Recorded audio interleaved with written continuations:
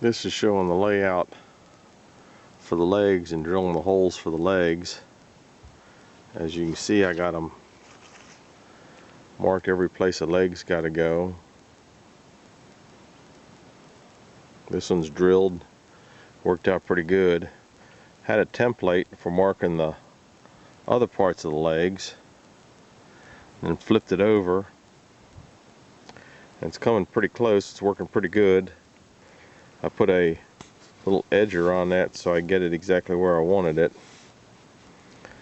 Don't try to do this at home without a mag drill. Good piece of machinery. Here's where it shows where the holes got to be drilled.